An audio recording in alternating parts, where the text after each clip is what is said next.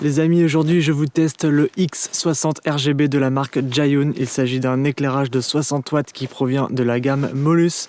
Alors il existe déjà le Molus G200, le X100, le G60 et nous voici aujourd'hui avec le tout dernier produit, le X60. Et la particularité de ce modèle que je te présente comparé aux autres de la même gamme, c'est qu'il est RGB. Alors j'ai déjà présenté le Five-Array M20C qui est juste ici il y a quelques semaines. Ici on est sur un produit 3 fois plus puissant mais qui fait la même taille. Moi en vrai je trouve ça un peu fou aujourd'hui qu'on arrive à faire des produits de plus en plus petits mais également de plus en plus puissants, et à ma connaissance il n'y a que Zhiyun qui fait ça, et ça c'est vraiment un gros point positif selon moi avec ce produit. C'est que maintenant on a juste à mettre la light dans notre sac à dos, ça prend quasiment pas de place et on est équipé pour toutes sortes de shooting. Alors avant de commencer la review, sache que la marque me l'a envoyé afin que je le teste et que je donne un petit peu mon avis sur la chaîne, mais ils m'ont donné aucune consigne, ils n'ont pas vu la vidéo avant sa sortie, c'est vraiment la condition pour travailler avec moi, je suis à 100% honnête. Alors en plus je vais comparer cet éclairage avec un autre projecteur de 60 watts que je possède, il s'agit de la Forza 60B de Nanlite, et bien qu'il soit assez différent sur pas mal de points, il y a quand même du bon à prendre de chaque côté, je vais quand même les comparer sur certains points, et c'est pour ça que je voulais les mettre l'un en face de l'autre, parce que perso je trouve que le X60 il me plaît bien pour pas mal de raisons qu'on va bien sûr prendre le temps d'analyser dans cette vidéo. Petite précision aussi, tu t'en doutes bien, c'est cet éclairage qui est en train de m'éclairer en face cam juste là. Donc dans le carton, on retrouve une mallette de transport avec la poignée, le logo sur le devant et sur le dessus. Il y a même un petit emplacement pour l'étiquetage. Et tu vois, rien que là, comparé à la taille de la housse de la Forza 60, ça n'a strictement rien à voir. On passe clairement du simple au double. À l'intérieur, on a le câble d'alimentation pour pouvoir le brancher sur secteur. On a aussi un bol réflecteur avec un dôme de diffusion en silicone qui pour le coup est quand même assez pratique, très facile à mettre en place et à retirer. Dans la mallette on a également une batterie parce que oui, du coup la force de ce projecteur, comme tu peux le voir, c'est qu'on peut l'utiliser sur batterie comme je fais actuellement sur ce facecam. Et enfin bien sûr on a le projecteur en lui-même ainsi qu'une petite housse de protection qui est située dans un de ses compartiments. Alors comme je l'ai dit, la grande force de ce projecteur c'est sa taille, il est vraiment minuscule, tu vois, comparé au Forza 60B ça n'a strictement rien à voir, il est 3 fois plus petit. En termes de poids c'est pareil, il pèse 313 grammes sans la batterie, 692 grammes une fois la batterie installée, et une fois qu'on a mis tout ça en place avec le dôme de diffusion et tout, on arrive à un poids de 811 grammes. La Forza 60B pèse à elle seule 816 grammes, donc sans le bol réflecteur. Alors malheureusement je ne les ai pas, mais il existe quelques accessoires de dispo sur le site Zhiyun, comme par exemple une mini softbox ou bien un adaptateur pour monture Bowens pour pouvoir la mettre sur une plus grosse softbox. Ouais, parce que le problème de cette light c'est que c'est sur une monture propriétaire, c'est-à-dire que si jamais tu veux mettre une softbox classique avec une monture Bowens comme c'est le cas sur la plupart des lumières sur le marché, il va falloir prendre l'adaptateur en plus. Moi j'ai dû bricoler un truc vraiment à l'arrache avec des pinces, des clamps et tout pour mes tests parce que j'ai pas mon adaptateur. Je te recommande pas forcément d'utiliser mon système, mais si jamais tu as envie de prendre cette lumière, je te conseille quand même de prendre l'adaptateur. Je t'avoue que c'est quand même pratique de pouvoir combiner un tout petit projecteur comme ça avec des accessoires beaucoup plus volumineux. Ça peut te sauver la mise pour effectuer des interviews par exemple dans des endroits très restreints. Et qui dit petit ne veut pas forcément dire dépourvu de puissance. Moi franchement ce projecteur il m'a vraiment étonné, il envoie un paquet de lumière. Là comme tu peux le voir sur ce facecam, je suis en plein milieu d'une forêt, en pleine nuit, il est 21h30 et j'ai seulement le Molus X60 qui m'éclaire en keylight avec la softbox de 90 cm et le nid d'abeille. L'intensité elle est réglée sur 50%, donc ça déjà c'est un signe que ce projecteur il peut être utilisé sans problème pour du facecam, ça il va tenir carrément la route. Là je suis sur batterie et elle est toujours chargée à fond, j'ai pas vérifié mais je pense qu'elle est toujours chargée à fond.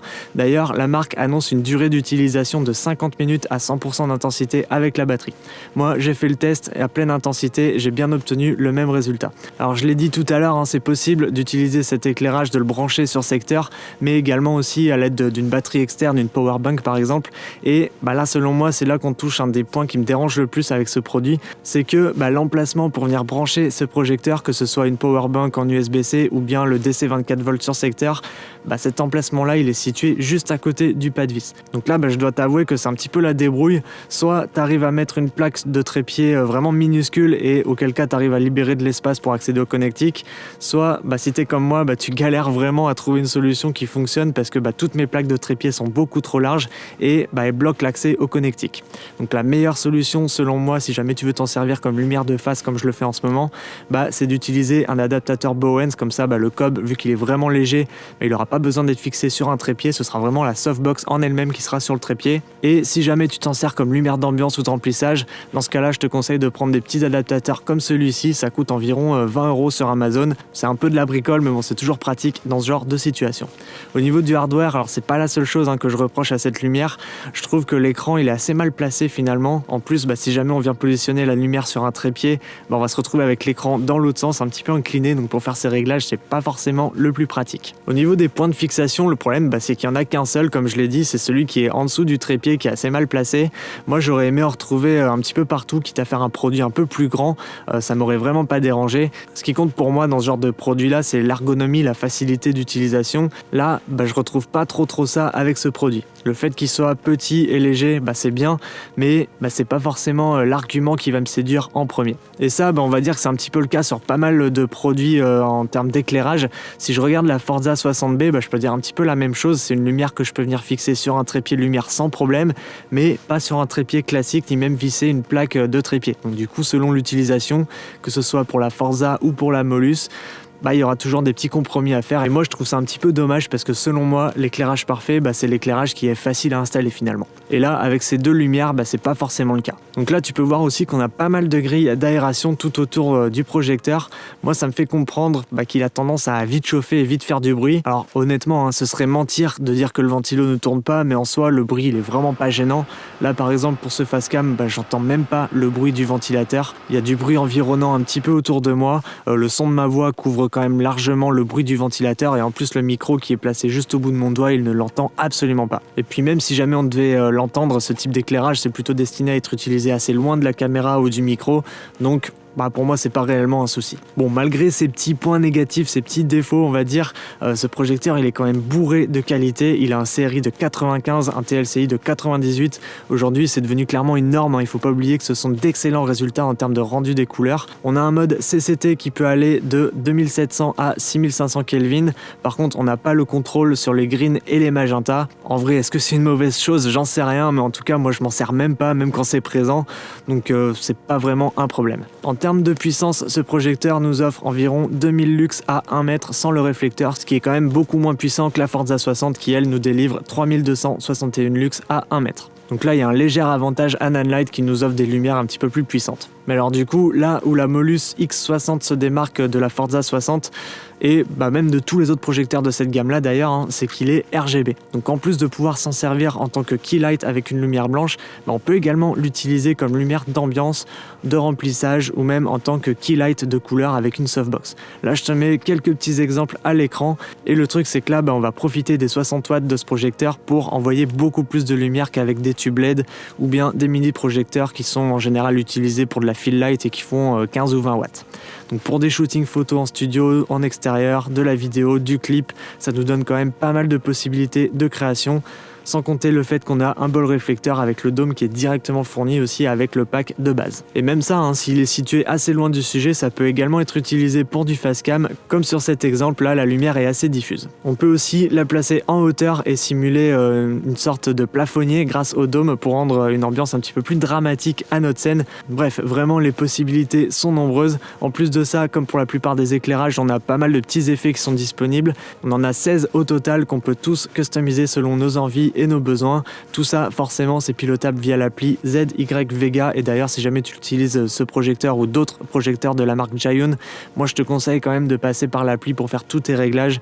D'une part parce que c'est beaucoup plus intuitif, c'est plus simple à régler et beaucoup plus rapide de naviguer aussi entre les différents modes, et aussi parce que si le projecteur est réglé à 3 mètres de haut ou bien à 10 mètres de toi et qu'il faut sans cesse faire des allers-retours pour modifier l'intensité, tu vas jamais t'en sortir. Et en plus de ça, si jamais tu as plusieurs lumières Zhiyun, tu vas pouvoir créer des scènes, des presets et modifier tout ça en un seul clic sans bouger, uniquement sur l'appli. Donc pour le coup c'est vraiment très pratique.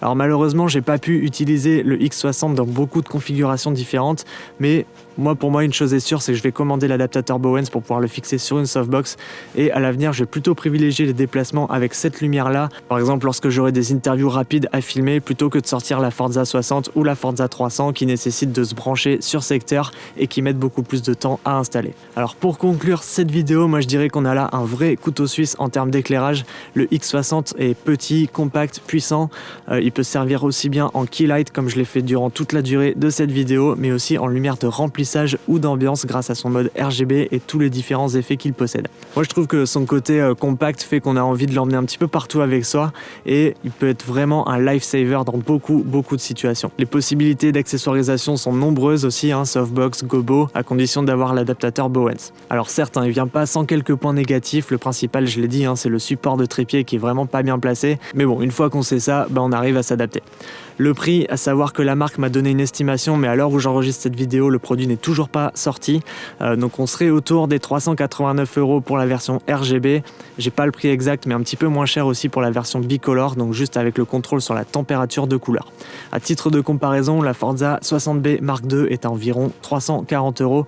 Donc l'écart de 50 € entre les deux produits me semble assez justifié parce que on a là un produit qui est beaucoup plus polyvalent, notamment grâce à son mode RGB que la Forza ne possède pas. Bon, je pense avoir tout dit. Si jamais ce projecteur t'intéresse, moi je te laisse toutes les infos dans la description.